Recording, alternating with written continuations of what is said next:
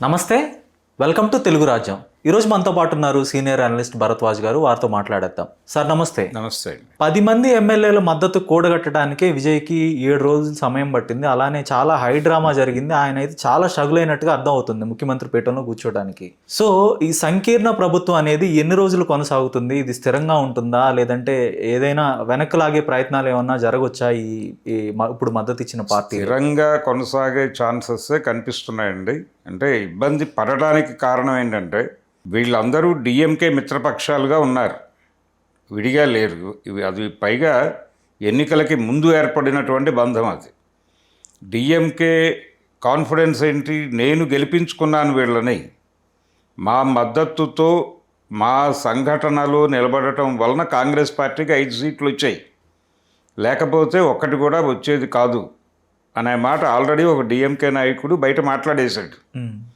అలాగే వీసీకేకి 2 వచ్చినా, సిపిఐకి 2 వచ్చినా, సిపిఎంకి 2 వచ్చినా, ఐయుఎంఎల్కి 2 వచ్చినా ఇవన్నీ కూడా డిఎంకేతో స్నేహం వలన వచ్చినవే అనే అభిప్రాయం డిఎంకేలో బలంగా ఉంది.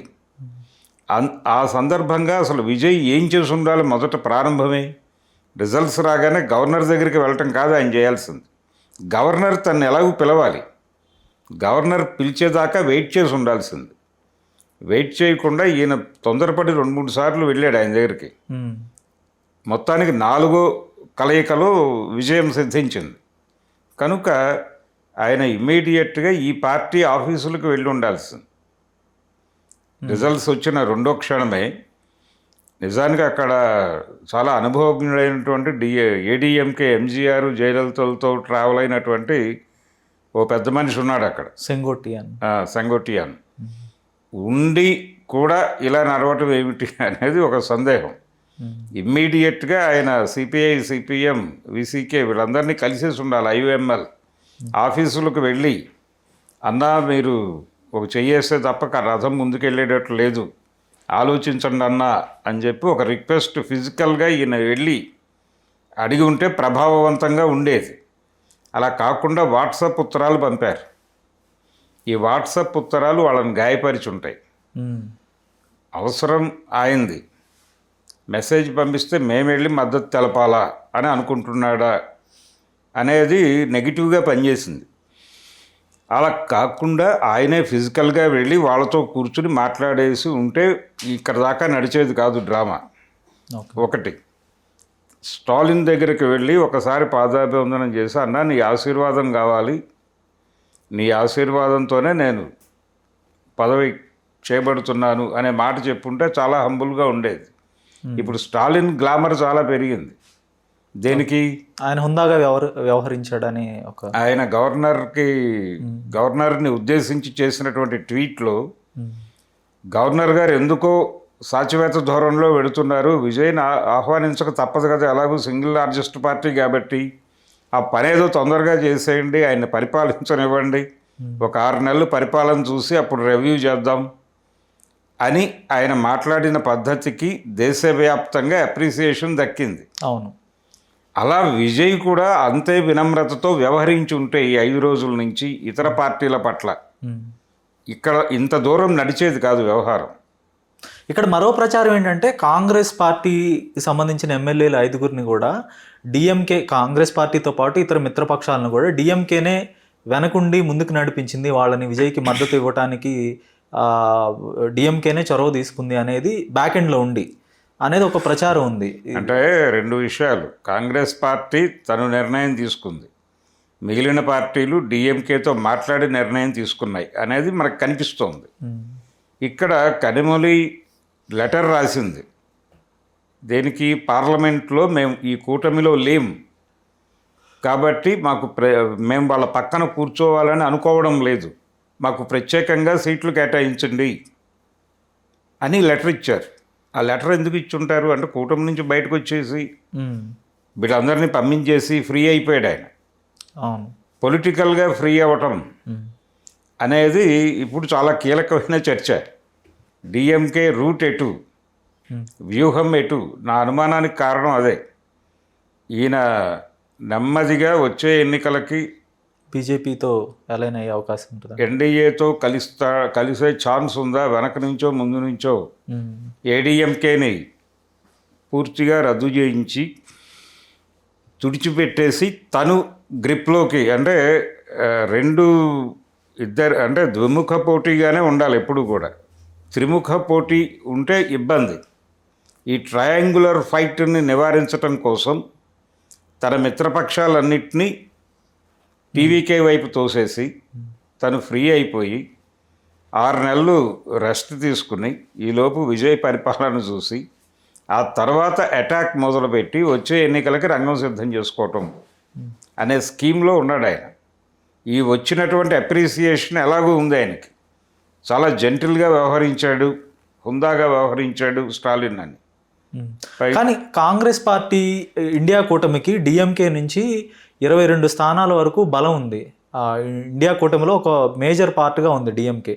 ఇప్పుడు కేవలం విజయ్ని సీఎం చేయడానికి ఆ 22 సీట్ల మద్దతుని కోల్పోవాల్సిన అవసరం కాంగ్రెస్ పార్టీకి ఉందా? కాంగ్రెస్ పార్టీ మరింత హుందాగా లేదంటే మరింత సటిల్గా వ్యవహరించి ఉండుండొచ్చు ఈ విషయంలో అని. అంటే కాంగ్రెస్ పార్టీ లోపం ఎక్కడుందంటే విజయ్తో ట్రావెల్ అవ్వాలి, లేదు విజయ్కి మద్దతు ఇవ్వాలి అనే ఆలోచన రాగానే ముందు స్టాలిన్తో మాట్లాడి ఉండాల్సింది. మాట్లాడి నువ్వు మాతోనే ఉండు, మనందరం కలిసే ఉందాం, కలిసే విజయ్కి సపోర్ట్ చేద్దాం, చూద్దాం. అంటే ప్రధాన శత్రువుకి వ్యతిరేకంగా ఒక విస్తృత ఐక్య సంఘటన కట్టడంలో తప్పేమీ లేదు అనే సిద్ధాంతం ప్రకారం రాహుల్ గాంధీ నేరుగా మెడ్రాస్ వచ్చి స్టాలిన్తో కూర్చుని మాట్లాడి ఉంటే అప్పుడు రాహుల్ గాంధీకి హీరోయిజం వచ్చేది. ఇప్పుడు స్టాలిన్కి వచ్చిన అప్రిసియేషన్ మొత్తం రాహుల్ గాంధీ కొట్టేసి ఉండేవాడు. అది అది జరగకుండా వీళ్ళు వెనక నుంచి విజయ్కి మద్దతు అనేది స్టాలిన్ వాడేసుకున్నాడు. ఇప్పుడు కాంగ్రెస్ ఈ విజయ్కి వచ్చిన ఈ విజయం దానికి తాలూకా యూఫోరియాలో దేశమంతా క్యారీ అవే అయిపోయింది. అలానే కాంగ్రెస్ పార్టీ కూడా అదే యూఫోరియాలో క్యారీ అవే అయిపోయింది అనుకోవచ్చా? క్యారీ అయిపోయింది. అయితే అంతకంటే తెలివిగా వ్యవహరించి స్టాలిన్ని తమతో ఉంచుకుంటూనే విజయ్ని కూడా తమతో రప్పించుకుని వచ్చే ఎన్నికల్లో మనం కలిసి చేద్దాం అన్న లెవెల్లో గనక వెళ్ళుంటే ఇంకోలా ఉండేది. ఓకే. కానీ అలా లీడ్ తీసుకోకుండా రాహుల్ గాంధీ లూజ్గా వ్యవహరించాడు. ఓకే. ఈ లూజ్గా వ్యవహరించటం అనేది డిఎంకేకి అవకాశంగా మారింది. లేదు ఒకవేళ వీళ్ళు ప్రయత్నం చేసి స్టాలిన్ వేరే ఆలోచనతో ఉండి, ప్రస్తుతం అయితే స్టాలిన్ పరిస్థితి చాలా స్పష్టంగా అర్థమవుతోంది. ఆయన పొలిటికల్గా ఫ్రీ అయిపోయి వేకెంట్ ల్యాండ్లో ఉన్నాడు. ఆ వేకెంట్ ల్యాండ్లో ఎన్డీఏ జెండా పాతే ఛాన్స్ అయితే ఒక 80% వరకు ఉండొచ్చని నేను బలంగా నమ్ముతున్నాను. ఓకే. ఇప్పుడు ఆయన కుమారుడు ఉదయనిధి స్టాలిన్ గతంలో సనాతన ధర్మాన్ని నేను ఎలిమినేట్ చేస్తాను, సనాతన ధర్మం అనేది ప్రమాదకరం అన్నట్టుగా ఆయన మాట్లాడటం జరిగింది. అవును. సో ఇవన్నీ ఈ సిద్ధాంత విరుద్ధమైన రెండు పార్టీలు ఎలా కలుస్తాయంటారు? దానికి ఏదైనా ఈవెంట్ జరగాలంటారా? ఈవెంట్ ఏం అక్కర్లేదండి, గతంలో కలిసి ట్రావెల్ అయ్యారుగా. ఈ రోజున మొదటి కలయిక కాదు కదా, ఇష్యూ బేస్డ్గా రేపు కలుస్తారు అంతే. అంటే విజయ్ పరిపాలన మీద భిన్నాభిప్రాయంతో ఆయన అలా వ్యవహరిస్తాడు. ఓకే. విజయ్ పరిపాలనే వీళ్ళిద్దరు మళ్ళీ కలవటానికి ఒక బేస్గా మారు. విజయ్ ఎలా పరిపాలించిన, ఆయన అద్భుతంగా పరిపాలన అందించినప్పటికీ ఏదో పద్ధతిలో వీళ్ళు కలిసే అవకాశం. విజయ్కి వ్యతిరేక ఐక్య సంఘటన అనే పేరుతో ఎన్డీఏ వైపు నిలబడతాడు ఆయన.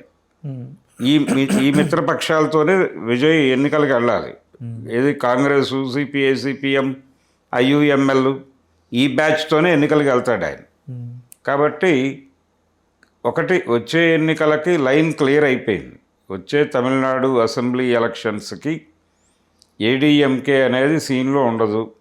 ఓకే. గత 2-3 దశాబ్దాలుగా తమిళనాడు రాజకీయాలను పరిశీలిస్తే బీజేపీతో అంటగాగిన పార్టీలు ఏవి కూడా నిలబడిన సందర్భాలు లేవు, గెలిచిన సందర్భాలు చాలా తక్కువ.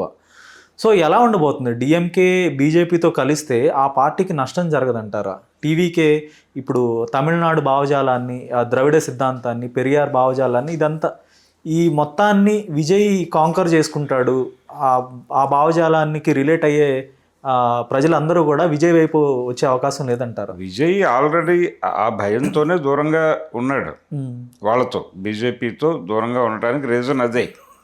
కాకపోతే ఏంటంటే రూట్ లెవెల్లో వాళ్ళకి క్యాడర్ ఉంది డిఎంకేకి. ఆ క్యాడర్ని యూటిలైజ్ చేసుకుని వాళ్ళు ఆర్గనైజ్ చేసుకోగలం అనేటువంటి కాన్ఫిడెన్స్తో ఉన్నాడు ఆయన.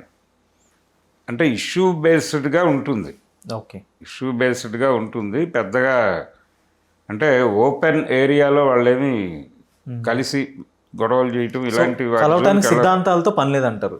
సిద్ధాంతంతో పని ఉంటే గతంలో ఎందుకు కలిశారు? అప్పుడు పెరియార్ ఉన్నాడుగా, ఇప్పుడు పెరియార్ ఉంటాడు.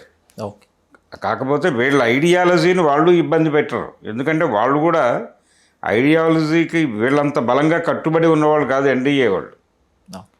ఎన్డీఏలో ఆ ఇది ఉంది, ఆ లిబరల్ ఇది ఉంది. ఇప్పుడు నిన్న బెంగాల్లో ప్రమాణ స్వీకారం చేసిన ముఖ్యమంత్రిని ఆయన గతంలో తృణమూలతో కొనసాగిన రోజుల్లో పరమల అంచగొండి అలా ఎదురుకుండా కనిపిస్తే ఏదైనా తీసేసుకుంటాడు అతను అని నరేంద్ర మోడీ గారే మాట్లాడాడు వేదిక మీద. మరి అతన్ని సీఎం చేశారు కానన్నా, అంత దుర్మార్గుడు అని ఆయనే తిట్టినటువంటి వ్యక్తిని తీసుకొచ్చి ముఖ్యమంత్రి పదవి అప్పచెప్పడంతో పాటు ఆయన చాలా గొప్పవాడు, ఉన్నతుడు, విద్యావంతుడు అవన్నీ మాట్లాడాడు కదా నిన్న బెంగాల్లో. అవును, ఆయన మోకరిల్లి నమస్కారం జనాలకు చేశాడు. అవును, ప్రజలకి మోకరిల్లటం వెనకాల దాదాపు 60 ఏళ్ల కళ ఇది. సిద్ధార్థ శంకర్ రే వెళ్ళిపోయినప్పటి నుంచి వీళ్ళు కన్నేసి ఉన్నారు అక్కడ. మధ్యలో లెఫ్ట్ పార్టీస్ 30 ఏళ్ళు తినేసినాయి. ఆ తర్వాత ఈవిడ ఒక 15 ఏళ్ళు నమిలేసింది. ఇప్పటికీ కళ సాకారమైంది. అంటే ఇంత సుదీర్ఘ విరామం తర్వాత కాషాయ జెండాకు అవకాశం కల్పించారు మీరు అని బెంగాల్ ప్రజలకి ఆయన పాదాభివందనం చేసినట్టుగా ఆ పోస్చర్ని అర్థం చేసుకోవాలి. ధన్యవాదాలు సార్. ధన్యవాదాలు. హలో, తెలుగు రాజ్యం ఛానల్ చూస్తున్నారా? సామాజిక రాజకీయ జీవన చిత్రణే తెలుగు రాజ్యం. అతిశయోక్తులు అసత్యాలు ఉండవు. రాజకీయ కోణం కాదు, ప్రజా కోణమే కొలబద్ద. తెలుగు రాజ్యం వీక్షణ మీ ఉత్తమ అభిరుచికి నిదర్శనం.